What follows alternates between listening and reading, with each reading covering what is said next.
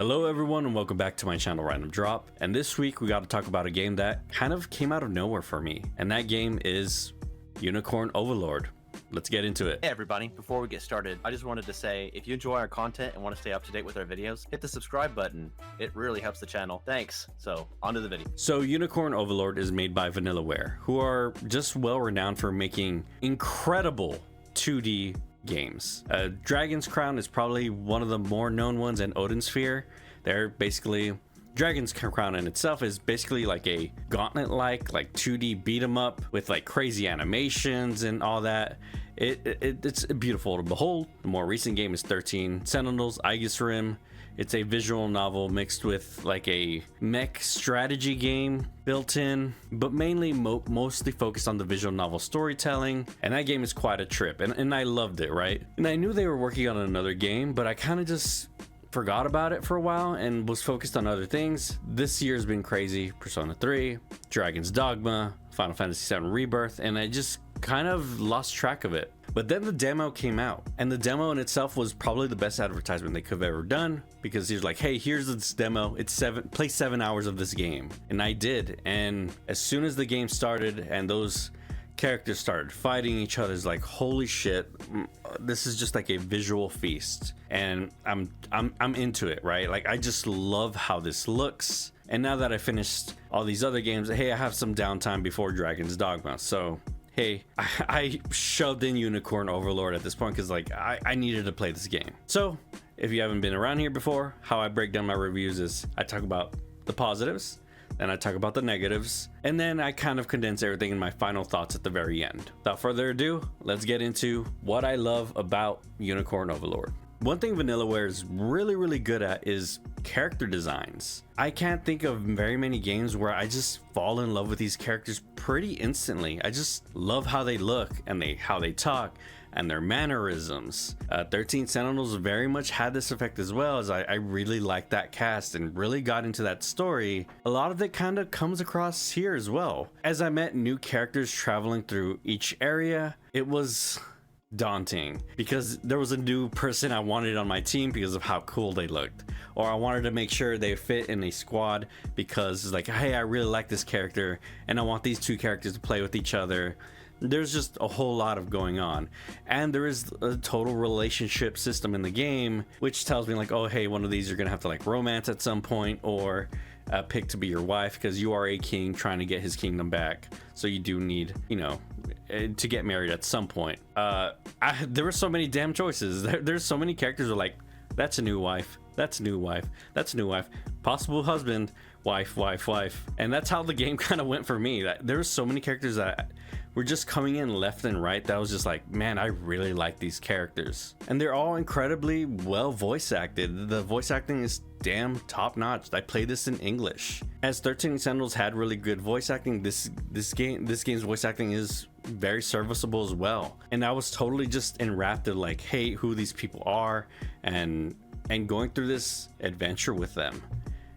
I was just constantly onslaughted with new people who all looked very different and who all fight differently and have different animations and the way they talk, and it's just an onslaught of characters and character designs that I'm just completely in love with, and it's one of the biggest highlights of the game. And the battle scenes and even the overworld, which I'll talk about a little bit later, is just filled with this just incredible art everywhere you look. This game is so goddamn beautiful, and playing it in 4K and just on this bigger screen, it looks like you're looking in the storybook, and it's like popping up in front of you, and as the units are fighting left and right and doing these awesome animations, you just really get into the combat. Like, man, it's a feast for the eyes. It's so goddamn beautiful. They're so good at what they do. I don't know what wizardry they're pulling, because these 2D models have to have so many different variations, because depending on where they're standing and how the animation is going off, they are doing some damn crazy shit in there. And as I mentioned, the overworld in itself, it's very rare where we get RPGs that have a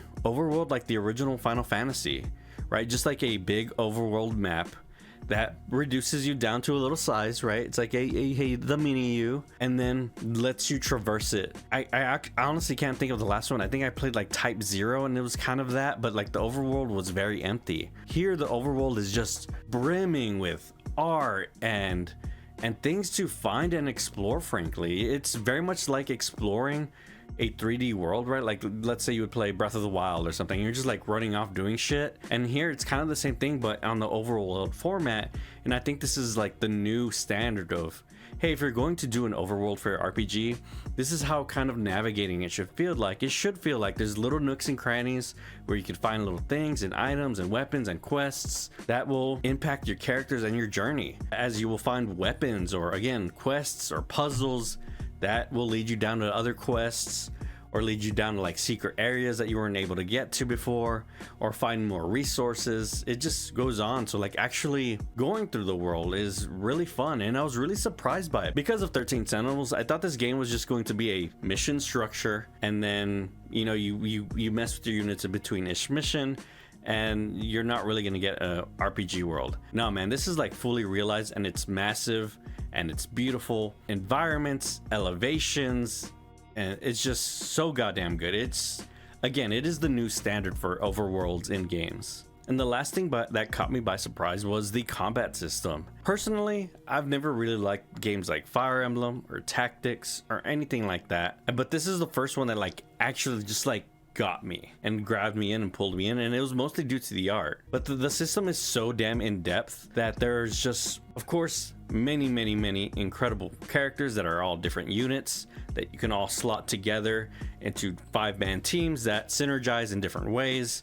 The game has like a light gambit system where you can kind of program the character to do, hey, if there's a certain type of enemy in the row or there's a full row, use this ability. If not, use this one next, and so forth, to where you can fine-tune and craft these characters to an incredible degree to basically do anything, right? The game starts off very early with like rock paper scissors mechanics, but as you get towards the end, you start realizing that that's not going to cut it anymore. A lot of these units are more well-rounded and can fight back, or maybe they have better initiatives or something. So at some point it's just no longer reliable just to throw the specific counter at a unit, because sometimes it's just not going to work. They've thought about that. So eventually start making these teams that just synergize really well, and I had like 2 or 3 super strong units or groups that were basically carrying me through the whole game, and they're the ones I focused on, while everyone else was kind of there to like play support and help when the other team needed certain help, right? Like, oh, this is my flying team, and this is my guy that's going to charge at catapults to make sure and get those out of the way. You have like a set of 10 at the end, by the end, but again, like mostly I focused on like 3 or 4 that were like, hey, these are my boss killers. Whenever I get to like a commander unit, this is the team that's probably going to go in.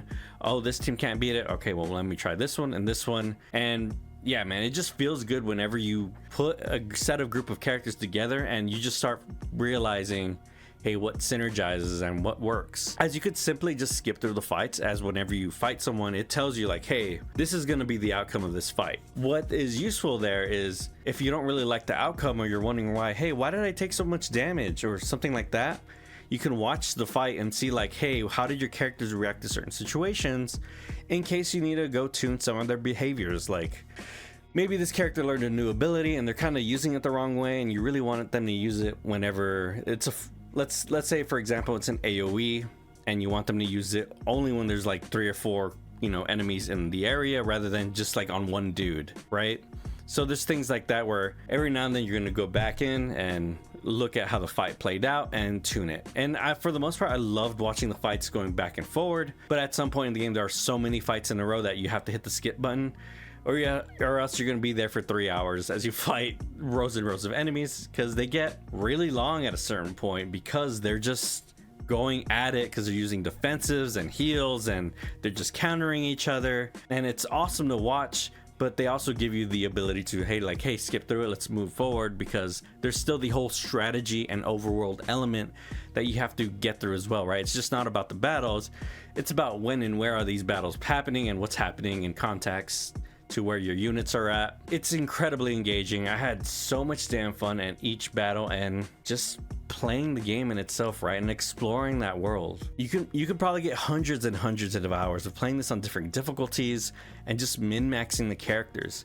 New Game Plus adds a permadeath mode on these, so that like when a unit dies Fire Emblem style, you lose them. And there are mercenaries you can hire in case you like lose a unit or something like that. But whenever I have more time, I kind of am interested to go back to that New Game Plus mode and see like, all right, I can't just fuck around anymore and test things out. I need to know what I'm doing before I attack something or have a backup plan. Yeah, I'm really excited to see like what metas build and what people do. I did all my units on my own, but I imagine you could probably pull up a list and be like, put these 5 characters together with these items and they'll be unkillable. I imagine that's a thing, but on its own, like, the game gives you so many tools that it's just fun to create it on your own. All right, so the next part, let's get into the negatives. For this game, really, when I say negatives, it's kind of more like nitpicks or like, it just didn't gel with me, or it was just fine, right? It's the most negative I could be about this game at this point, as really, like, I fucking love this game. It's like, could be game of the year contender in a different year. But man, there's a lot of just heavyweights this year. But Unicorn Overlord is up there swinging, man, on its own. So let's start with the story. In itself, the story is a good journey with some interesting twists and turns towards the end, I would say, or you get a lot more filled in. But for the most part, the story is about Elaine's quest to get all these countries back on his side. And then, you're liberating country per country, each with their own problems and each with their own cultures that you have to navigate and get through, and history with the past reign, right? So you're going through all these environments, and that part could feel a little repetitive, but the story does try to reveal its hand a little bit more. I don't want to say too much, but there is like a very contrived thing they do at the very beginning of the game where it's like, oh, they're just doing that to make these bad guys, okay. But later on, it's not exactly what it seems, and the story gets a lot more fantasy towards the end. It starts becoming about magic and things like that towards the end. It added a little bit flavor to something that was mainly about wars and tactics and politics. Yeah, I overall enjoyed the story. It was totally fine and serviceable. It was really the characters themselves that carried me through it, and not the actual like plot lines were happening. I just liked hanging out and meeting all these characters. That brings me to the next point. This is just an issue with these type of games and tactics games.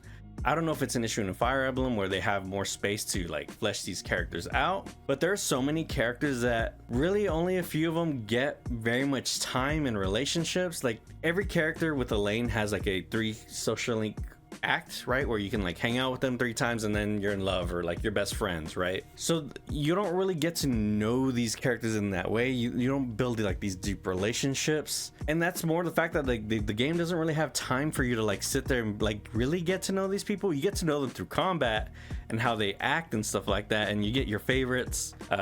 My favorite was the thief guy, and Melisandre is the one I actually married. You get like little tastes of everyone's personality, and you're like, oh, I kind of like this one, and I kind of just gelled with her the most. But it's not like I don't completely know this character, right? It's not, I wouldn't make the choice to actually marry this character in any other game, but it's just the fact that everyone else just is like, they're a little shallow because, again, you only have so much time to like make like hundreds of like little social link events to like tell you more about these characters, right? So I understand why it's a little light, and it's more of an issue of the format of the game type. I would really love to see Vanillaware make a just straight out RPG where you're with a set cast and crew traveling the world, overworld map style with this framing and combat, and making it turn-based. Holy shit, that would be mind-blowingly incredible, and I hope they do it one day. But here, hey, there's a lot of characters. They're all fun and great, but there's just only so much to them because like the story doesn't really have time to make these long relationships with them, right? You get to know them like on the surface level. Elaine, by the end of all of them, is like, oh, I love you, or you're like, you're my best bud. But you personally don't feel that way. I feel that way gameplay wise because I love these characters because, oh my god, this character's such a freaking... He's carrying me all the way through this game. This is awesome. The next point is the difficulty. I played on the tactical mode, which is the middle mode. And as I mentioned, a couple good set of units can carry you through the game. As because items are pretty cheap and frequent and kind of overpowered. So you can just really like spam items to fix all the little mistakes you made. As I got better in the game, I made less mistakes. I think in like the first 3 areas of 3 acts, like the game is pretty easy, and I had hordes of items because I never used them. But when I got to like the last 2 or 3 areas of the game, I started fucking up a lot more because the enemies just got a lot smarter and tougher because they started giving new builds where like, these enemies have insane initiative and dodge. Deal with it. All of them are like this. So you have to build your parties around it and give them new items to be like, I need to make my teammates attack because they're going very last because their initiative is so low, and these guys are like just destroying me before I even get to swing at them. And I felt like it was like a kind of a difficulty jump, but it wasn't too crazy hard. But the last, I would say it's a little like it's a bit of a spike, I would say, because the first 3 areas are pretty simple to like get through. But once you start getting to like the 4 or 5 enemy team sets, it just gets really complex all of a sudden. You're seeing units do like really crazy shit, and you're like, how do I beat this unit and stuff like that, which is really fun at the end of the day. But it is quite the spike. But the game is really leaning on you, like, you know, your characters don't die all the way. There's a lot of saving and whatnot, and you can thankfully just spam items and just heal all your teams full and constantly revive people, or use their little map abilities to like clear areas and whatnot. So yeah, like the first 3 acts of the game or so, you can pretty much kind of bulldoze it, I felt like. But there are more challenging things in the game, like the arena, where that's where you were gonna have to tune your characters very specifically to beat certain groups.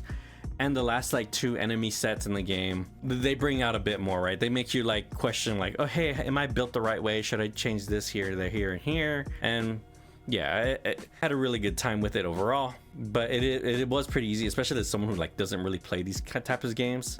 I am very good at RPGs and like equipping out sets of people and like kind of putting it together. But the tactics stuff, like, I would fuck up at points in the later part of the game, and I would literally just get saved, be like, all right, use 5 items here, let's go kill the guy. And lastly, this is just like a Vanillaware problem. Their games need a PC version. I don't know what's going on with that studio or what's happening, but they just don't want to port to PC. And this game is like probably one of the most that like really needs it, or like a PC version would be really nice to be able to like click and drag, point and click for people to go everywhere. Because the controls on controller are really cumbersome, and it's like really hard to select multiple units sometimes, and just like doesn't work perfectly all the time. Sometimes units are overlapping, and you can use a little menu on the side and whatnot, but then you're just like you're constantly traveling this map, then you're like scrolling back and forward, and it's like kind of really slow. I probably maybe could have looked into more of the settings to like make the camera move faster and whatnot, but towards the end, the battles get so complex that they're like spanning full giant areas and multiple sections, and they're like really large battles, and there's a lot of moving pieces. And that controller, man, just I felt slow, right? I felt like, man, I want to do more here, but these controllers are literally like slowing me down. So a PC version of this game, and a game like this, would do super fucking well, by the way. It would probably sell bangbusters because PC people love strategy games. And yeah, I just think, hey, you guys should really probably get one of those out there. I think it would do gangbusters. And as for my final thoughts, again, Unicorn Overlord was a complete surprise for me. Again, I just wasn't thinking about it at the time. I do know I like Vanillaware games, but their games are so different every time. I just know I love looking at Vanillaware games. But then I started playing Unicorn Overlord because of that demo. And that was the smartest thing they ever did, because, man, it just got you, and it got you invested. And you're like, man, I want to see this through. I want to make my units get full powered and just play through this game. Like, the act of actually playing this game is really fun. And then it's just wrapped in this just beautiful, beautiful 2D art. It's just... God, I can't gush enough about how beautiful this game looks, and I hope that they do a like RPG in the future that is just more focused down on a few characters and just use their strengths to the fullest, because I know they can tell a good story. I played 13 Sentinels, and the dialogue with the characters when they are able to shine was fun enough as well. But the overall story of Unicorn Overlord is kind of just fine. But it's the gameplay and art that really just carries this all the way through, and that's fine as well.